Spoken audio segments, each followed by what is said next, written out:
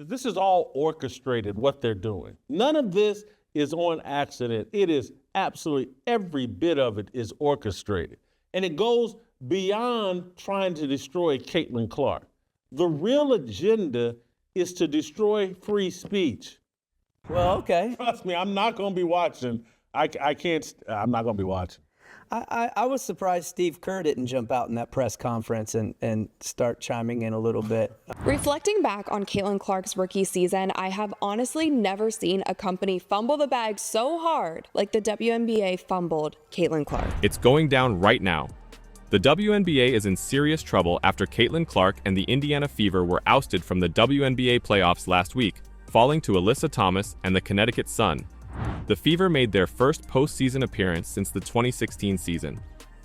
The Fever, led by Clark, Aaliyah Boston, and Kelsey Mitchell, ended the season strong, earning the 6th seed in the WNBA standings. But things got much worse after the elimination. And you may think it isn't that awful for Caitlin's first year. And yeah, you are right. However, the Fever's elimination from the playoffs is actually the very worst thing that could have occurred to the WNBA at this moment. And they are going too far to repair this. At least they hope to repair this. And so you have to uproot free speech in order to uproot freedom of religion. And so I'm just telling you that they've created this free speech crisis over social media. Are you not looking? These harmless beacons of positivity in the WNBA, we can't even go out and play without these Indiana Fever fans, these Caitlin Clark fans, tweeting mean things to us. It must be stopped. Caitlin Clark and the Indiana Fever had over 1.8 million viewers. This is now on an NFL Sunday. They had over 1.8 million viewers, and the rest of the games had around 400,000 viewers. I have not seen the viewership reports for the games last night yet, but I'm sure that it is probably double of what the Indiana Fever game got on Sunday. The rest of the games, if you added them up together, they still wouldn't add up to 1.84 million. The numbers don't lie here. It is not just a delusional fan base who is just delusional, but they're not really tuning in. No, these people are coming in waves to watch one player who has sold out every single arena that she has played in this season. The Fever attendance is 200,000 more people this season than any other organization. The Liberty is next at 400,000. If that isn't problematic for the WNBA, then I don't know what is. This is bringing up questions. Like, will the other players bring in the same viewers as Clark does? No. Will the other teams bring the spectators in? No. Are they going to bring in whole stadiums at least? Well, the answer is no. The harsh truth is that the W isn't worth anything without Caitlin Clark. They know it, but they have decided to act upon in it the worst possible way they could imagine. The W is in a lot of trouble now that the Fever are out. We'll probably all witness the viewer numbers plummet from now on. 200,000 more people came to watch the Indiana Fever than any other team in the league. The second best was 400,000. These are numbers when people talked about at the beginning of the season, a high tide lifts all boats or whatever, basically. Like, if you buy into this, everybody is going to eat. Yet you had people fighting tooth and nail the entire season, not wanting it to be this way because other people weren't getting flowers, or she was getting too much attention, or she gets a special whistle, or I'm gonna check her off the ball here just because. And then her teammate cheers for her for throwing her on the ground. It didn't get better. For a handful of games this season, mainly when they were playing against Caitlin Clark, WNBA players, they have finally experienced what it feels like to play in front of people who are capable of breathing without the assistance of an air compressor. With the chase for the golden toilet beginning this past weekend, I know the community of identifiers. They want to continue this celebration into the fall.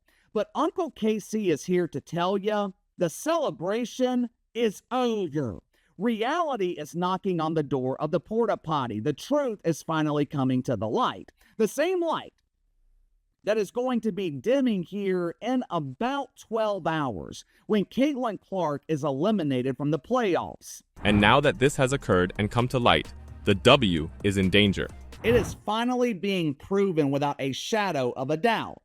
Caitlin Clark is a megastar. Caitlin Clark is a box office draw, while the rest of the WNBA, it is nothing but a polished turd. Well, it appears that Caitlin Clark fans have listened. Last night, I received the ratings for the first round of games for the Chase for the Golden Toilet. As expected, Caitlin Clark, she was able to draw even though she was competing directly against the early games in the NFL. And as expected, the rest of the WNBA was completely ignored. So the WNBA is likely to collapse entirely at this point, and who would have predicted that? We all knew Caitlin was the reason everyone was watching. Now that she is gone, so are the people. But what they have did next beats everything. No one could have imagined the W would have gone to this length to fix things. As the WNBA and its sponsors have caught on to this, they're attempting to perform damage control because they need ratings and can't use a rookie girl as their poster girl since she's out. And well, according to the behind the scenes, she isn't the exact poster girl the W was hoping for. This will probably shock you. The worst part? It's all getting exposed right in front of our eyes at this very moment. Everything that we've been talking about, like what's wrong with the WNBA, what's wrong with diversity, equity, and inclusion, what's wrong with this race agenda, what's wrong with this Black Queens agenda. And so he's written a story about Nike and why Nike has been reluctant to take advantage of Caitlin Clark. The WNBA's never had anything, nothing. Cheryl Miller couldn't really move the needle. Candace Parker couldn't really move the needle. Now they have this woman, and she's made the WNBA relevant. And I'm like, why isn't she being promoted? And how did Nike get her at such a reasonable, wasn't it a 22 or 32? $28 million. $28 million. Over 8 years. Like, Jason Whitlock is totally correct here. Why would Nike invest so much simply to let it slip? And why wouldn't the WNBA invest in their one asset?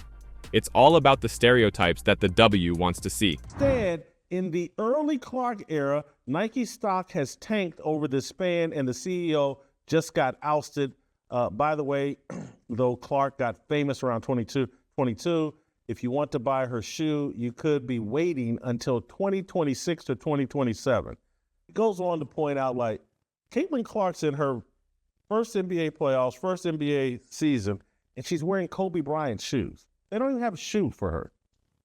And it may not be till 2026, 2027. LeBron James had his own signature shoe his rookie year. So 20 years ago, Nike was nimble enough and had enough vision to see that, hey, let's get LeBron's shoe out here. This guy's going to be a big deal. They can't do this for Caitlin Clark for some reason. And that's not even the worst part. Here comes the punchline, which explains why Caitlin Clark is being neglected by Nike. He walks through, like, there was a Nike ad for Iowa Caitlin, though it wasn't exactly pushed on the public.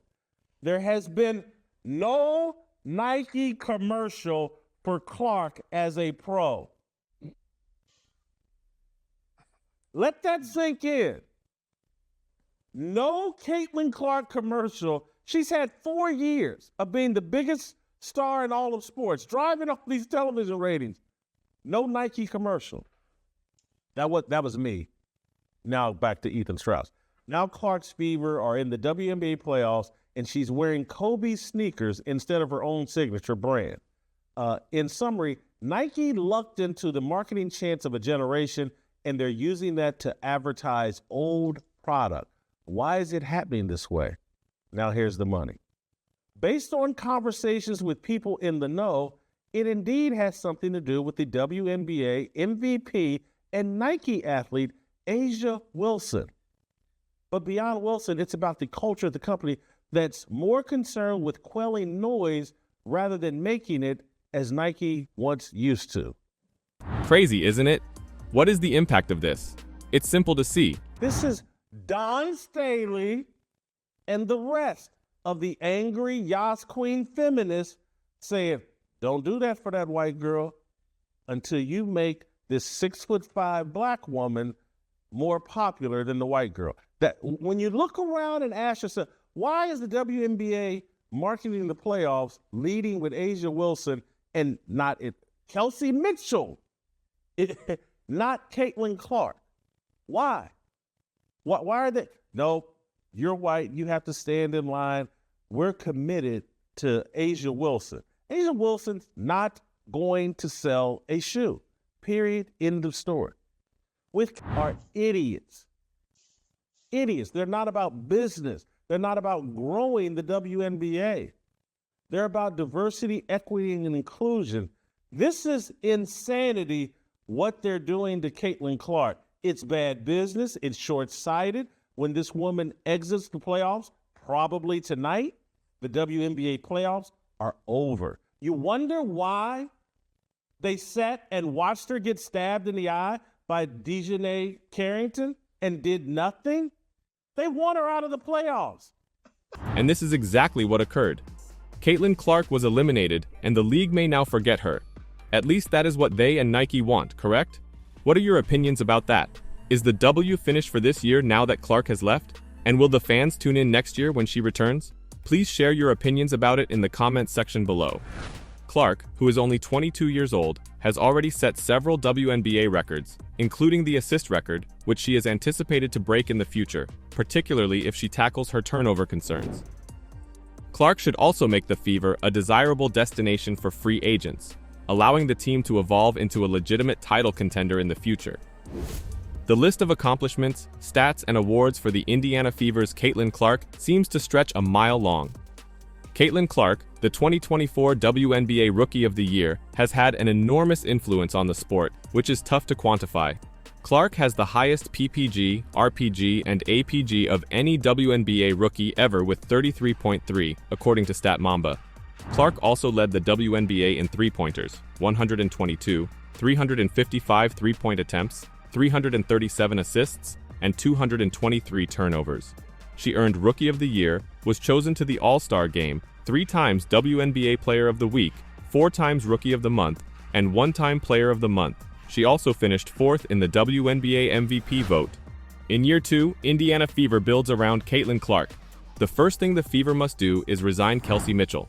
She recently completed the final year of a 3-year contract at $618,000. The 2018 number 2 overall pick may also be in hot demand, but the Fever should have plenty of money to spend after trading Erica Wheeler. The 33-year-old played only 14 minutes each game as a reserve. In 2024, she had the second highest pay on the squad at $202,000. According to ClutchPoint's Matthew Byrne, Mitchell has already began to speak with the press about how she plans to decide whether or not to stay in Indiana. "Definitely a lot of emotions and thoughts that float through my mind," Mitchell said. "I know that when the time comes and the opportunity is ready for me to make those decisions, obviously, I've always had a home in Indy, so it could potentially be a home for me again. But I think right now, the switching dynamic of my family and everything, I gotta do what's best for me. I got to be selfish about that process. When I know, you'll know," Mitchell added. Wheeler isn't sure if she will return. "For the first time in my career, I really don't know," Wheeler said of off-season plans. "I really just want to spend time with my family. I think we all need a break. I'm gonna probably get off social media for a bit. Like Kelsey said, it was a lot with the eyes. You gotta have thick skin. My thick skin was tested a lot, but same. But I think for the most part, we was very professional. So really right now, just about my family," Wheeler added. "I'm not thinking about free agency." The Fever might possibly part ways with Katie Lou Samuelson, who played only 18.2 minutes per game while earning $175K, 12% of the league cap. With about $400K to play with, the Fever can afford to sign 2 large free agents, such as Brianna Jones or Nneka Ogwumike. The Fever's ability to make the playoffs after missing them for the previous 7 seasons demonstrated that winning the lottery and picking Caitlin Clark changed the franchise's direction. They have all-star players to develop around, including 22-year-old Aaliyah Boston and unrestricted free agent Kelsey Mitchell, with whom general manager Lynn Dunn said they've started contract talks. "We definitely have the pieces to have some great years ahead of us," Fever head coach Christy Sides said Wednesday. "This young talent that we have, it's kind of the advice that I've been giving all year, just with the sold-out arenas that we've been playing in and the way that these guys have kept growing. When you're in it, it's hard to take a second to just look and enjoy it." The Fever has draft capital. They will have money if they can pay off some old contracts and sign elite talent on 1-year terms. Clark stated that the Fever hope to finish among the top 4 clubs next season. They're now just behind the league's best, able to compete but not win 5 out of 10 games. When you're looking at a rebuild year, everyone wants to obviously jump to the championship and bring home a ring and everything, Boston said Wednesday. It's about stepping stones, and I think in 2 seasons, we've made the right steps to go forward. I'm excited for what the future holds because we won 13 games my first season, now 20 this year. Like, we're on the rise. So, will you watch Fever again next year? And might they secure a top 4 seed in 2025 and make it to the playoff semifinals? Let me know your opinions in the comments section below. Don't forget to subscribe for daily WNBA updates.